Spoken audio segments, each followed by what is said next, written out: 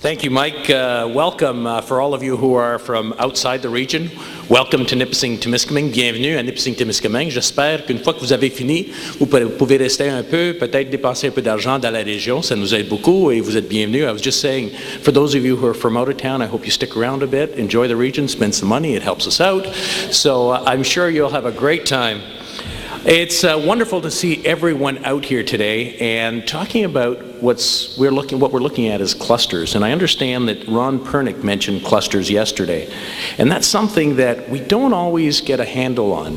When we talk about clusters, it's about people coming together with one industry and then developing and then support coming on all sides. And I think that's one opportunity we have right now in this area with biomass.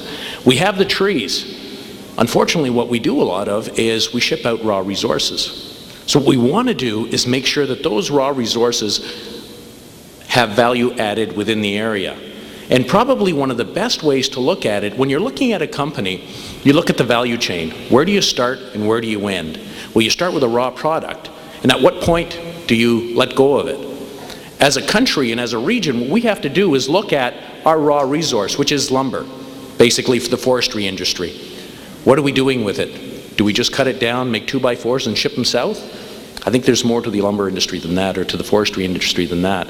And biomass is one of those things. Energy, clean energy is the future of this country. And we have to specialize in it.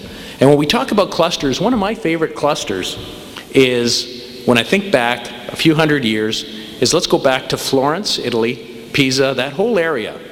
Now, there was some people with some money who liked art. So they developed the art industry. Basically, they didn't know they were doing it at the time, but they liked nice things. So a lot of the famous artists, the Michelangelo, Leonardo da Vinci, all in that area, all in that period.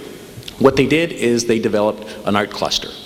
Now, art sounds nice, but it doesn't really sound like you have much to work with. Well, when you think of designs, what do you think of? Northern Italy, in that one spot. When people get their automobiles designed, where do they go? They go to that spot. So what happened is industry grew around there based on design. What we have here is biomass. We have the forestry industry. And let's start plugging into that and create that industry. We've got it to a certain extent. It's just a matter of expanding and seeing beyond shipping out those raw materials. And that's something that I welcome this morning, because all of a sudden we've got energy. If somebody had told us 20 years ago we'll be burning wood to make electricity, how many of you would have said, you know, yeah, this guy's nuts, right? But now we're starting to look at it and say, hey, you know, there's a possibility here, and it's a very strong possibility. And it gives us that one leg up. And if we've got cheap energy, if we have inexpensive energy, let me put it that way. If we have inexpensive energy, we've got endless possibilities. And that's why this morning is so important that we get going and understand what those possibilities are. So I want to thank you all for being here this morning and being here for the last couple of days, just to get that started and actually get it continued and get it to the next step. But this morning, I have the distinct pleasure of introducing a special guest we have this morning. I'd like to introduce Her Excellency Ingrid Armark, who is the Swedish ambassador to Canada, who'd like to say a few words. And as she's walking up to the podium, what I'll do is I'll bid you all a great day, enjoy yourself, and I'm looking forward to a great future in Northern Ontario with nice, clean, inexpensive energy. Thank you.